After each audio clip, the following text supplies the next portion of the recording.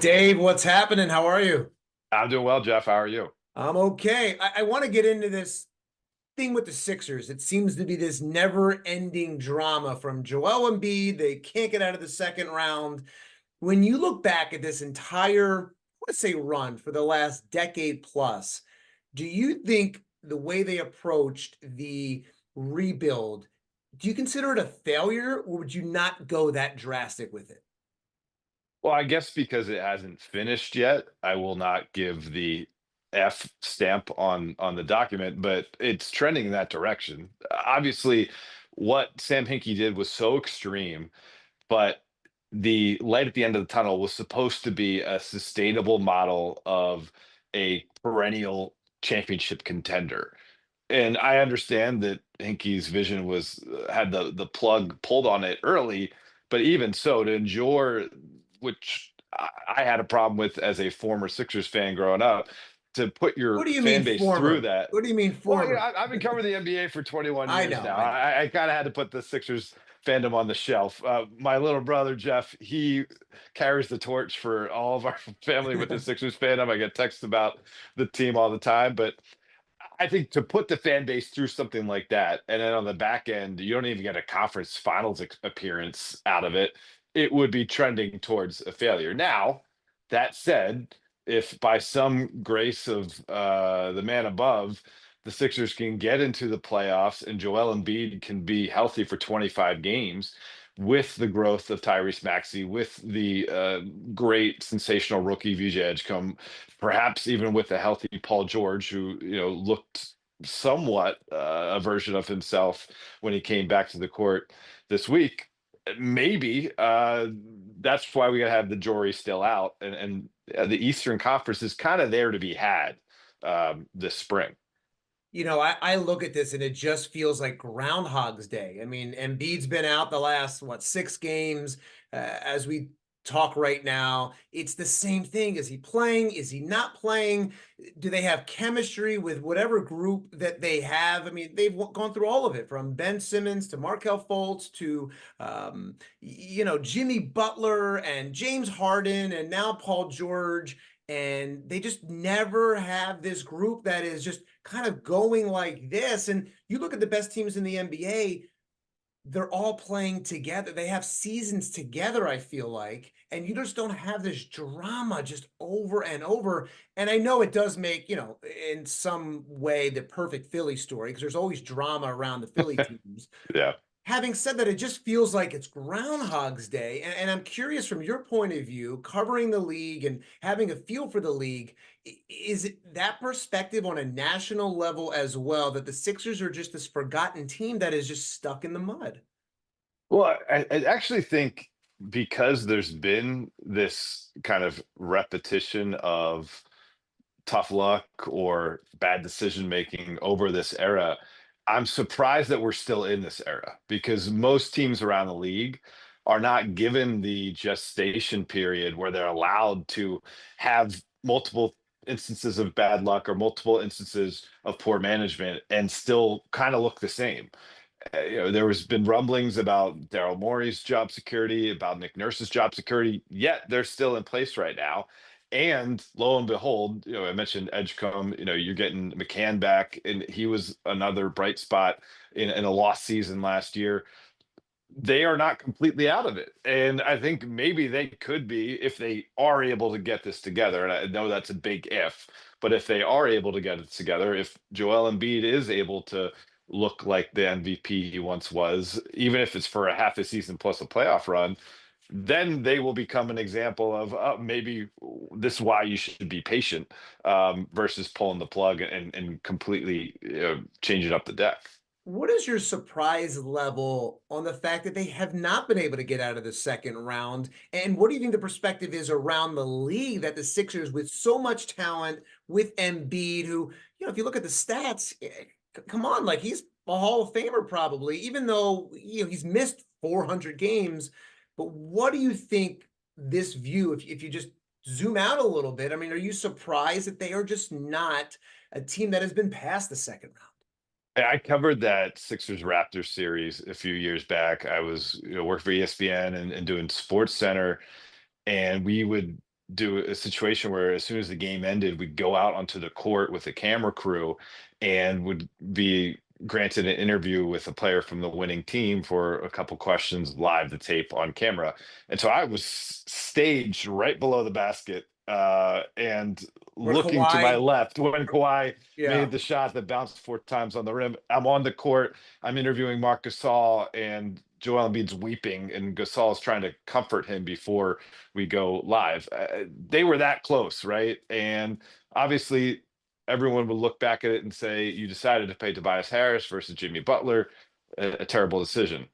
But yeah, but look, Again, there was, I don't want to cut you off, but there was right, more to that, right? Like Jimmy, in my mind, and from everyone I've talked to, like Jimmy was going to, like Jimmy wanted to go to Miami. Like I right. know I feel like that's been played up. And tell me if I'm wrong, but I feel like that's been played up throughout the news. But Jimmy wanted to go to Miami. Well, of course, I mean, obviously, and the proof of the pudding, the decision that he made. However, I had, and maybe you could say the Sixers did that because they could already sense that that's what Jimmy was going to do, and you don't want to lose both the players. But Jamie has certainly let it be known subsequent to that decision that he wasn't a huge fan of them deciding to go with Tobias. And so whether that was him versus Tobias or whether that was maybe this is an example of the way the organization's being run, I'd rather be somewhere else. And obviously he led the Heat to 2 finals appearances once he went down to Miami. I'm not fully sure there, but even still, my point being they were so close, and the Eastern Conference that they stand in today, the Indiana Pacers made the playoffs last year. The Heat made the playoffs, excuse me, made the finals last year. The Heat made the finals as an 8 seed a couple years back. Milwaukee is obviously beatable, as we saw the Sixers result earlier this week.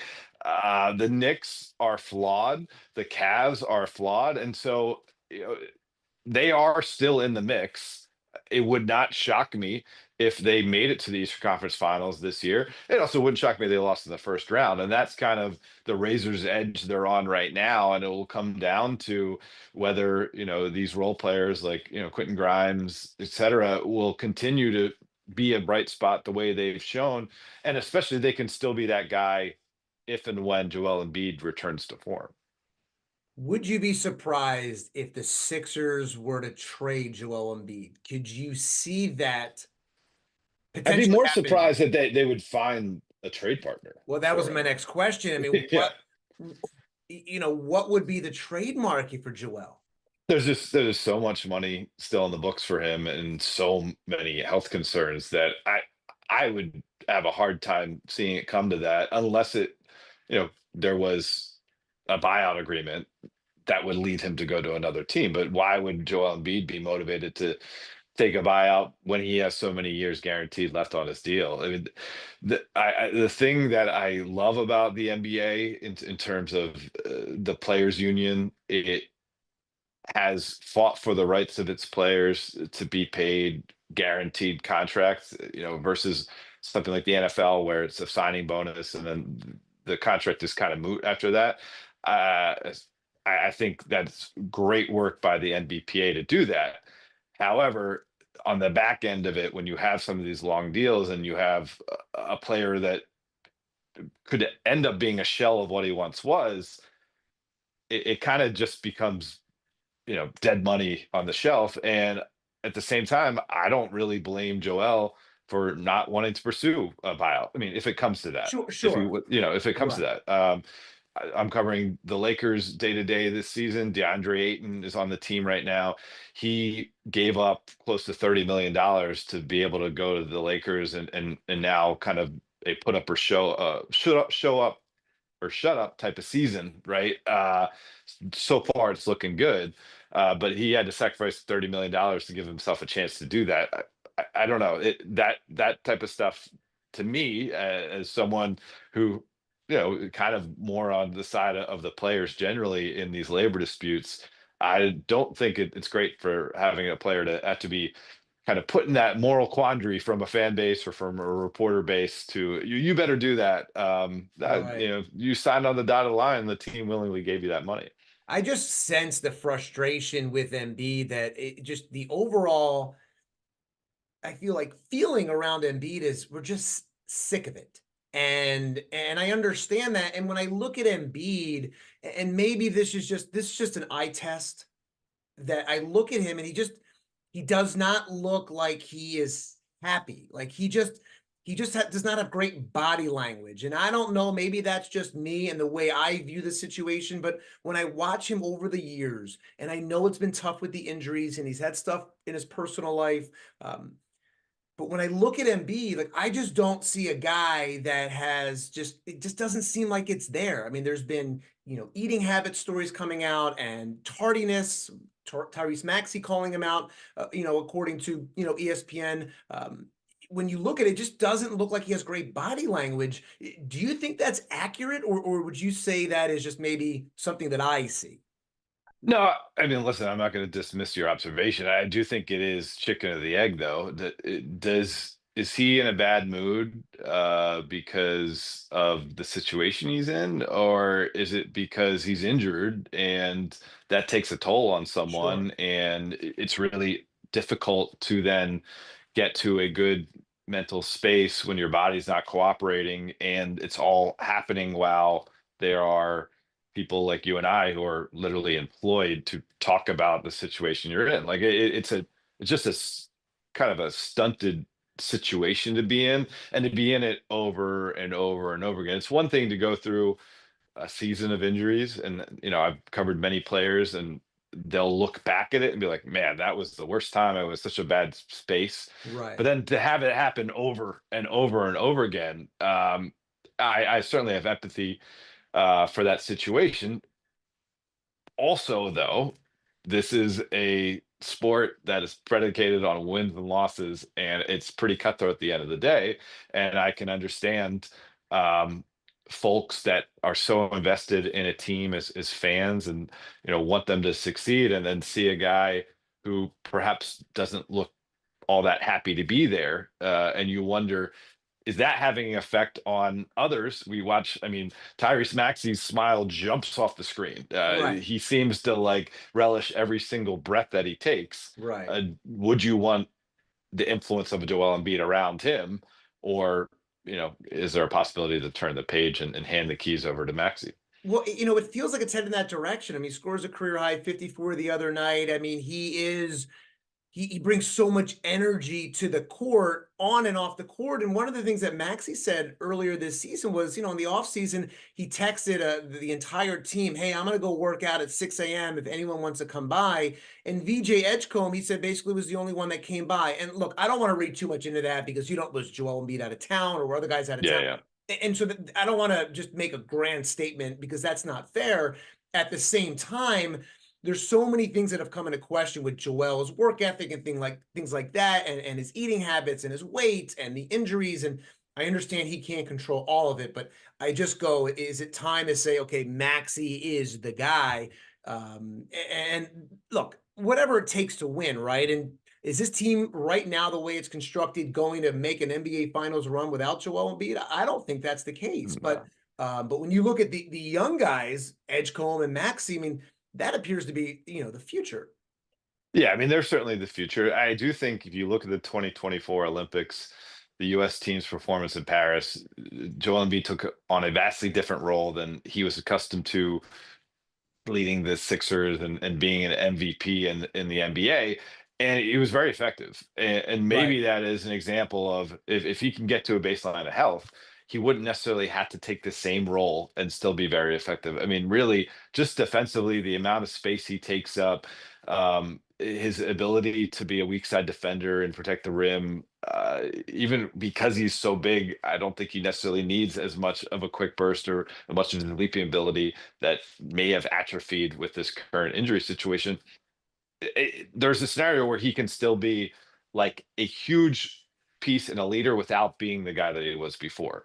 And so we'll see. But even if that is the case, we are looking at a dwindling prime, or if not even prime, a dwindling level of effectiveness period as an NBA player. And so you look to the future, and you say, man, for all of the mistakes that this front office has made in its different iterations, for some of the bad trades, for some of the bad draft choices, they got it right with Maxi, they got it right with Edgecombe, and that's a pretty good place to be moving forward. Absolutely. And, you could make the argument that Maxey could be an MVP candidate right now, the way he's played. And you look at his numbers, if you stack them next to Allen Iverson's 2000, Yeah. 2001 numbers, I mean, they're right there. Now, look, I mean, you cover Luka Doncic every day, and he's having an unbelievable start to this season. But do you think Maxey is in that conversation for MVP, or do you think? Yeah, I think he's just in the secondary conversation.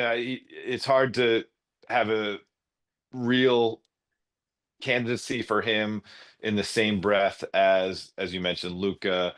I would say Nikola Jokic, Giannis Antetokounmpo, and Shea Gilgeous-Alexander. Like, I think the four of those guys are a notch above him, but then he's right there. And then if something was to happen to one of those other guys, or if their team started to not win as much as they are right now, I think if he continues the way he's playing and the Sixers continue to be in the top four of the Eastern Conference standings, then I think yeah, it's a legitimate conversation. Where the thing is, I think it's very much headed towards is making an All NBA team, which is very impressive. Like, look at any year in NBA history, look at the all NBA team. That gives us your slice of what you need to know in terms of the most impactful players in the league. And that is the class that he belongs in right now, which is very impressive. You say you're not a fan anymore, having covered the league for 20 years or whatever. But is a part of you amazed to see LeBron James return for a 23rd season? Never happened before in NBA history. I mean, is that covering him on a daily basis and knowing his work ethic? Is that amaze you if you can just take a step back? Yeah, it certainly does. And listen, I was fortunate enough to cover Kobe earlier for 6 years, from 2008 to 2014, and he had kind of been the guy to redefine what it meant to still be dominant late in your prime, leading up to the Achilles injury, of course. But he was like 36, 35 when that was happening. Right. LeBron was 39 last year, turned 40, and still made an All NBA team. And in his first game back from a 14 game absence, having not played organized basketball in 6 months, has 12 assists, only 11 points, but those 12 assists were spectacular. Like, he was in full command of the Lakers offense the other night against the Utah Jazz. So it's cool to see that. It's cool for me. I'm always been I was an overall sports fan growing up, but basketball was always the sport that really spoke to me the most. I still play. I played it this morning for yesterday morning, I have to say, for a couple hours. It's kind of like the my reason for living in a way. He still has that much passion for the game of basketball, and that to me is something that I do enjoy, and I do, you know, I wouldn't say get fandom out of, but I get a lot of appreciation being able to cover a guy like that because he doesn't take it for granted, and he really loves it. Like, he loves the game of basketball. Last thing for you. Covering the Lakers. I know he was asked about it maybe a week or so ago when Nico Harrison was fired, but could you see a scenario where Luka Doncic does go back to the Dallas Mavericks? I mean, could you see a scenario where he would go back there? I mean, he's a guy that wears his emotions on his sleeve, and I feel like he has a tell where you kind of, he kind of gives a tell. But what is your opinion, having covered him? Do you think there's a scenario where he would go back to Dallas? I mean, I wouldn't rule it out. Obviously, I was covering the NBA when LeBron left for Miami. Dan Gilbert wrote a scathing letter, and basically called him a traitor and said all sorts of things, right? And 4 years later, LeBron James came back to Cleveland for LeBron James because Sure. LeBron Right. wanted to do that for himself. He said, "I don't care who the owner is.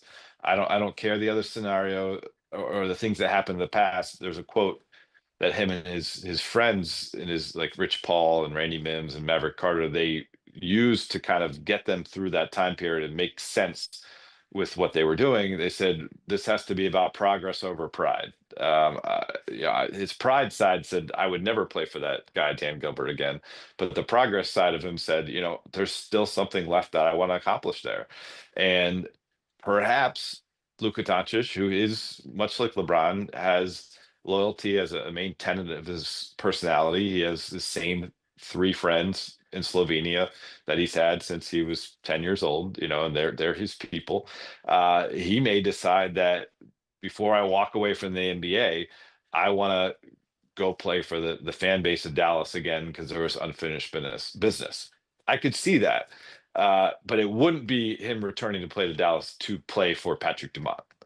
They're that owner and Luka Doncic basically have no relationship at this point. And I don't think it will be a situation where that bridge gets repaired. It would just be Luka saying, I'm aware of the things that exist there, and I'm going to go do it for myself. That said, he's enjoying life as a Laker right now, and I don't think any scenario like that would happen anytime soon. Yeah, he's leading the NBA in points. He looks slim. He does look happy, and he is balling out right now. Dave, thank you so much. Great insight on the Sixers, Joel Embiid, and of course the Lakers. Thanks, Jeff.